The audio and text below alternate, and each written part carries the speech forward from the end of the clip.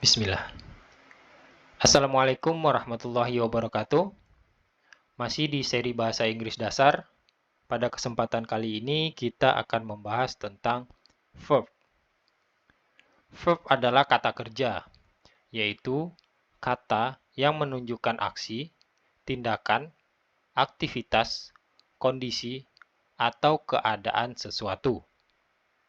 Nah, contoh kata kerja antara lain kayak climb, artinya mendaki, work, artinya bekerja, read, artinya membaca, write, artinya menulis, kemudian push, artinya mendorong.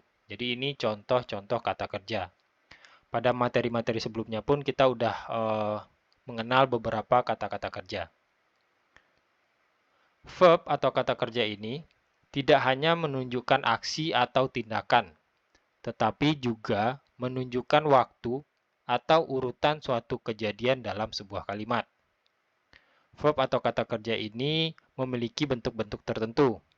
Nah, bentuk-bentuknya tersebut biasanya disebut dengan verb 1, verb 2, verb 3, dan verb ing.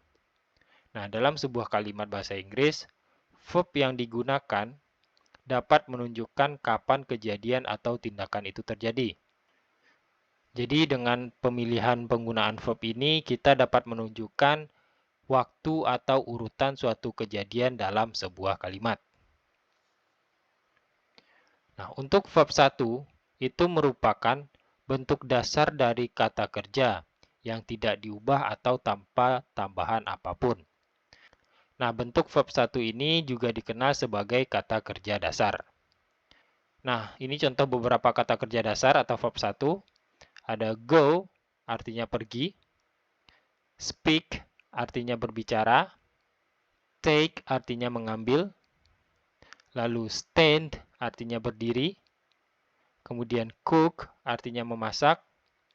Lalu ada move, artinya pindah. Nah, ini contoh-contoh verb 1 atau kata kerja dasar. Nah, kemudian verb atau kata kerja 2 itu merupakan bentuk kedua dari kata kerja dalam bahasa Inggris yang juga dikenal sebagai past tense atau kalimat bentuk lampau. Nah, bentuk ini biasanya digunakan untuk menyatakan tindakan yang terjadi di masa lampau atau telah selesai dilakukan di masa lampau. Nah, untuk verb 2 ini seringkali berbeda dari verb 1. Ini contohnya, perubahan dari verb 1 ke verb 2. Go itu berubah menjadi went. Lalu speak itu verb 2-nya spoke. Kemudian take, verb 2-nya took. Lalu ada stand, verb 2-nya stood. Selanjutnya cook, verb 2-nya cooked. Lalu yang terakhir move, verb 2-nya menjadi moved. Oke, untuk verb 3 itu merupakan bentuk ketiga dari kata kerja dalam bahasa Inggris yang juga dikenal sebagai past participle.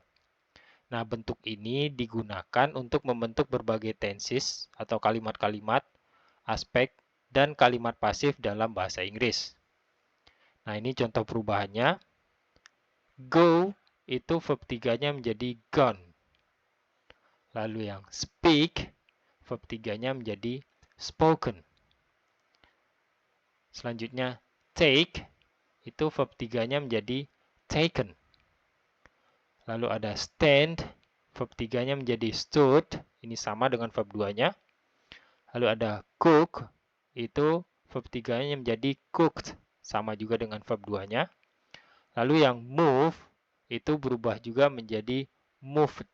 Ini sama juga dengan verb 2-nya. Jadi ini contoh perubahan dari verb 1 menjadi verb 2 dan menjadi verb 3. Lalu yang terakhir ada yang namanya verb ing. Nah, verb ing ini adalah kata kerja yang digunakan untuk menggambarkan keadaan atau situasi yang sedang berlangsung. Nah, jadi biasanya verb ing itu hanya verb 1 ditambahkan dengan ing.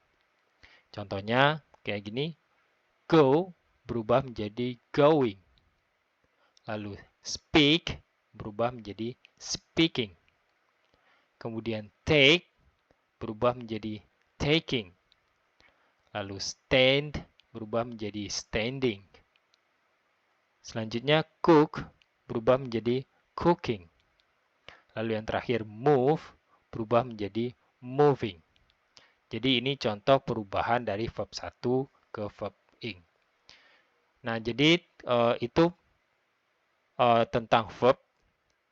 Pada kesempatan kali ini teman-teman cukup mengenalinya dulu aja untuk bagaimana pemakaiannya atau penggunaannya dalam kalimat. Nanti akan kita bahas pada materi yang terpisah, akan kita bahas secara detail masing-masing dari verb ini. Pada materi ini cukup pengenalannya aja bahwa teman-teman udah tahu bahwa apa itu verb 1, apa itu verb 2, verb 3, dan verb ing. Oke, jadi itu pembahasan kita tentang verb. Mudah-mudahan bisa memberikan pemahaman yang jelas kepada teman-teman. Saya mohon maaf jika ada kesalahan atau kekeliruan dalam informasi yang saya sampaikan. Teman-teman bisa menyampaikan koreksinya di kolom komentar. Atau mungkin ada yang ingin didiskusikan, silahkan tulis aja di kolom komentar. Terima kasih.